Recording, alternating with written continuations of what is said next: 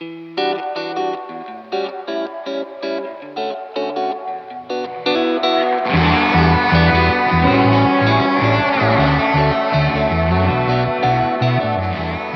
friends. Welcome to Bar of the Conference. I'm your host, Derrick Scott III.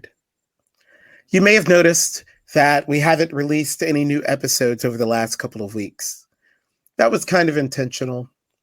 You know, I work with an incredible team that makes Bar of the Conference possible, and we've released a new episode every week of this year, with the exception of 2. We've only missed 2 weeks of the many weeks. And let me just name it. It wasn't because of anybody on the team. It was because of things happening with me that we missed those weeks. And I'm just so grateful for these folks who are working with me on this podcast. And so I just felt like we needed a few weeks to rest and to breathe. We're also engaged in campus ministry in some interesting ways. And so if you know anyone who is in campus ministry or related to campus ministry, you know that the middle and end of August is just a season of burning the candle at both ends. And so as we are preparing for the fall semester, both in the ministry that I'm a part of, as well as just the lives of the folks that I work with, I just thought that it'd be good for us to let this time be sort of an ending of season 1. And so as I thought about ending season 1, and yes, we're ending season 1, but season 2 is coming. We've got new interviews coming to you and some cool extra stuff that we're going to be doing with Bar of the Conference as well in the next few weeks. But as I thought about ending season 1, I just thought that it might be good for me to reflect out loud on what this podcast has done for me.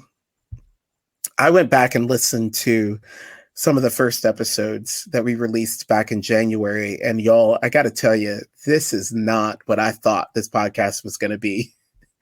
Not at all. I mean, I really thought that this was going to be a very metho-nerdy, very polity and legislative driven, breaking news kind of show, because that stuff really does kind of buzz my brain. But I'll tell you, these stories, listening to the stories of these individuals and thinking about how these stories are shaping the future of our denomination, it warmed my heart. Yes, I did say that. It really did. These stories really have warmed my heart in a way that I did not expect. In one sense of it, it's the diversity of these stories. It's that the folks that have said yes to being on the podcast, they come from different geographic locations. They come with different theological commitments, different social commitments as well. But listening to their stories did something to me. I mean, listening to the ways that God's prevenient grace has moved in their life and brought them to the United Methodist Church, each of them different, right? Like not a single story is the same as another. And you can even see the ways that some stories kind of bump into another. And man, if both folks are sitting in the same room, they might not be able to find their points of connection as easily as others. But these stories have really done something to me and have really shaped how I think about our church. It's also been an interesting gift, a true gift, actually. Many of my guests when we're finished with the interview, which you just need to know, the raw data of these interviews are like at least an hour, 45 minutes, if not 2 hours long. I'll never put all of that stuff out into the world, but you sit 2 hours with a person listening to them tell their story, you feel the gift of it. But so many of the guests have said at the end of the interview, thank you for this. Thank you for listening and for giving me a chance to tell my story. Being a part of this podcast has really shaped me in some specific ways. And I think in one way that it shaped me is that it really makes me think about how I look at people, particularly United Methodist. And I'll only speak for myself, I have realized the ways that I have judgments about individuals in our church that are based on a tweet or Facebook post or one line in an article or their name on pieces of legislation, or even that they signed up to be a part of this group or that group. And that's where my judgments come from. And I'm convicted, especially when I think about walking into the general conference space in 2024. When I walk into that space and I see individuals who may have their commitments literally on their person so that we see them well, or maybe they're walking away from someone who has expressed an opinion that is opposing to mine, I am convicted to not run to my judgments, but to ask a question about their story, to really wonder what was the journey that brought them into United Methodism, and that even brought them to the place where they are in their theological and social commitments. Listening to these stories has actually pulled me away from social media. I was not expecting this at all. I mean, y'all, you need to just realize that I am the guy who used to get on Twitter, or the app formerly known as Twitter, but get on, I'd put in hashtag UMC in the search bar, and I would look at the latest posts from people in that category. And I would do this at least 3 times a day. That's who I was. In fact, some people counted on me to do that. But the more I begin to listen to these stories, the more I begin to be less fulfilled by a tweet and less informed by someone's comment of another tweet. I mean, I still look at the app formerly known as Twitter, and I'm still paying attention to what's being said online, but not nearly to the extent that I used to. I mean, I feel like I know so much more now about the state of the UMC in the Philippines and the ways that my siblings in Africa think about the future of the church. I feel like I know more substantial information, better data about what we need to do and how we stay together, not because of social media, but because of these stories that I've been listening to. I even have a desire to listen to people who I really disagree with, like deeply. And all I really want to do is now get them into this podcast room and just be like, hey, tell me your story. Because I feel like I'm going to learn things about them that's going to help me draw closer to them in friendship and to be able to be with them in ministry and mission. Which means that I'm also now shaped, because of this podcast, to want more time with people.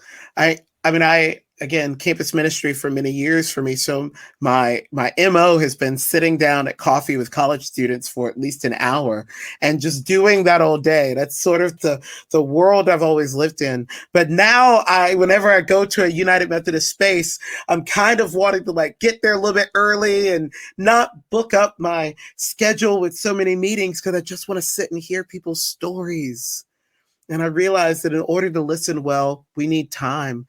We can't listen well in sound bites. We can't listen well in little bits and pieces, but we need time to listen, to let people say things again, to let people clarify where they are and how they got there. So I am amazed at the ways Bar of the Conference has shaped me, but oh my gosh, it has. So as we're ending season 1 and getting ready to launch season 2, I want to say thank you to a few folks.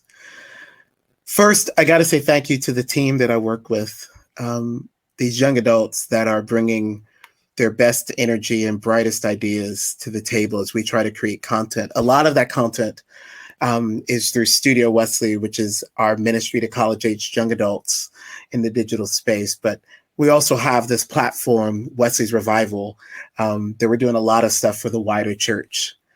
And so let me first say thank you to Neil McMichael. Neil is not only the writer of the theme music that you hear whenever you start a Bar of the Conference episode, but he is also the primary engineer for all of these episodes. I cannot tell you the number of late nights and early mornings and long hours through the day that we have spent just trying to get these episodes right. And Neil has been with me every step of the way, every revision, okay, let's go back and try that again. Oh, I'm sorry, I didn't get the right edit in there. Neil has been with me every step of the way, and he's such an incredible human and such an incredible talent. And so I'm just so grateful, and I just want to say thank you to Neil for all that he has done for Bar of the Conference. I've also got to thank Michael Miyako, who's the graphic designer behind the artwork related to this podcast. And y'all, I think you can tell he is incredibly talented and just so good at what he does. But he's also kind of a genius. And so I do hope that you one day get to experience the greatness that is Michael Miyako, because he's awesome. I want to just say thank you to him. I also got to say thank you to Allison Corin, who is my partner in crime in all of the work that we do. Literally, Allison is the one that makes it all possible. And I'm just now realizing that I owe Allison a response to a Slack message. And so I'm going to do that as soon as I'm done recording this. But I'm just grateful to you, Allison, and so thankful that we're in ministry together. And then there are members of my team who don't work directly with Bar of the Conference, but the work that they do in other parts of our ministry actually make this podcast possible. So shout outs to Michael Derrick and Sydney Buchanan and Andrew Foreman and Sydney Streimer.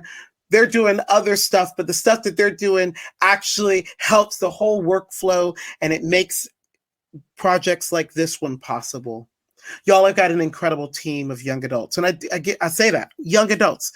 I work with young adults in this work, folks who are college age or just on the other side of college. And this fall, we're bringing in 5 interns to join us in this work of mostly creating content for college-aged young adults. It's just such a joy to be in ministry with these individuals, these young adults. They are my favorite group of people to work with. And so I just want to say thank you to all of you for all of the work that you've done. Let me also thank the guests who have come on this podcast. It can be quite scary to step into a podcast room and just tell your story. And these individuals who have been a part of these interviews have trusted me and my team to hear their stories and to put their stories out into the world in the most honest way. And I just cannot thank all of you enough for trusting us. You have made Bar of the Conference what it is. So to every single guest who has sat with me for an hour 45 or close to 2 hours or more, thank you. Thank you for letting me hear your stories, and thanks for the opportunity, the privilege to share them with everyone else. And finally, I want to thank you all, the listeners. To date, we're at 5,300 listens to this podcast total. And I just need you to know, I thought that we would be hitting the 2,500 mark at the end of 2023. So to be that far down the line with that many folks who have listened to these episodes, I'm just overwhelmed with gratitude. Thanks for listening. Thanks for sending comments to me. Thanks for sharing the episode. So as we get ready to launch season 2, and I'm super stoked about season 2, y'all. I think it's going to be great. I'm just praying that we'll continue to bring the stories that are shaping the future of our church. The stories of those who will walk into the bar of General Conference. And because of the stories that they're bringing, they will look at legislation in a specific way. They will speak at the mic from a very specific place, and they will engage in holy conferencing, hopefully with the desire to hear other stories of those in that space. I'm hoping that we'll continue to bring stories of those who, while they might not be General Conference delegates, they are people who are influencing the future of our church. There are folks who sit in rooms where decisions are made. They're occupying pews and pulpits where United Methodists are discerning calls to ministry. They're serving and leading and laboring and praying and worshiping, and in that being the hands and feet, heart and life of Jesus. That is the story of our church. So thanks again for joining us on this journey, and I'm looking forward to season 2, as I said. And yes, as always, I do hope that you've got your notebooks, and I hope that you've got that choice beverage. Thanks for listening to Bar the Conference.